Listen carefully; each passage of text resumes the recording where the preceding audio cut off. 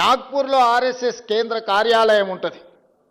1970 నుంచి దాదాపుగా 20-25 ముస్లింలో ఉన్న ముస్లిం మతాన్ని పాటించే సామాజిక వర్గాలకు బీసీ రిజర్వేషన్ మహారాష్ట్రలో ఉంది. మీరు తొలగించగలరా? గుజరాత్ నరేంద్ర మోడీ గారు పుట్టి పెరిగిన గుజరాత్ రాష్ట్రంలో ఈరోజు ముస్లిమ్స్కి బీసీ రిజర్వేషన్లు వస్తున్నాయి. నరేంద్ర మోడీ గారు గుజరాత్లో తొలగించగలరా? ఈరోజు ఉత్తరప్రదేశ్లో బీసీ రిజర్వేషన్లలో ముస్లింలకు సంబంధించిన రిజర్వేషన్లు ఉన్నాయి. ఉత్తరప్రదేశ్ నుంచి ప్రధానమంత్రిగా ఉన్న నరేంద్ర మోడీ గారు మీరు ఉత్తరప్రదేశ్లో తొలగించగలరా? దూదేకులు కానీ నూరు భాష కానీ ఇతర ముస్లిం వెనుకబడిన వర్గాలు మొదటి నుంచి బీసీలలో రిజర్వేషన్లు ఉన్నాయి. మన దగ్గర కూడా దూదేకులకు రిజర్వేషన్ ఉంది, నూరు భాష ఉంది.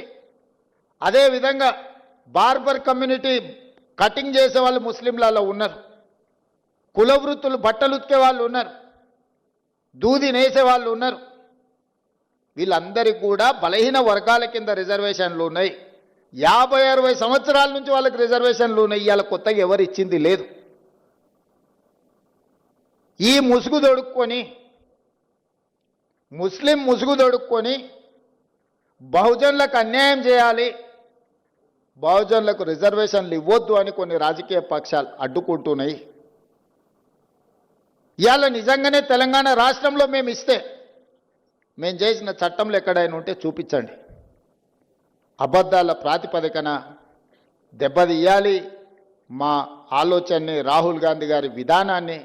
రాహుల్ గాంధీ గారి మీద కోపం ఉంటే వారి మీద ప్రదర్శించండి. చాలా కేసులు పెట్టారు, ఇంకా 4 కేసులు పెట్టండి.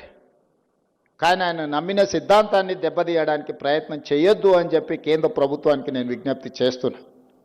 ఆయన సంపూర్ణంగా విశ్వసిస్తున్నాడు ఈ సమాజంలో సమూలమైన మార్పు రావాలంటే బహుజనులు నిలదొక్కోవాలి, బహుజనులు ఆర్థికంగా విద్య ఉద్యోగాలలో ఎదగాలి అనేది రాహుల్ గాంధీ గారి విధానం. ఆ విధానాన్ని అమలు చేయడమే నా బాధ్యత, మా ఉప ముఖ్యమంత్రి బట్టి విక్రమార్క గారి బాధ్యత. రాహుల్ గాంధీ గారు ఏ సూచన చేసినరో 100% అమలు చేయడం మా బాధ్యత. ఇవాళ క్రమంలో వస్తాయి సమస్యలు, మాకు తెలుసు.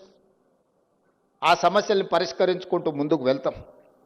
సమస్య వచ్చినప్పుడు, సమస్య మీద మేము కొట్లాడినప్పుడు మీరు అండగా నిలబడాల్సిన నైతిక బాధ్యత మీ వైపున ఉన్నదని చెప్పి నేను భావిస్తున్న ఈ వేదిక మీద నుంచి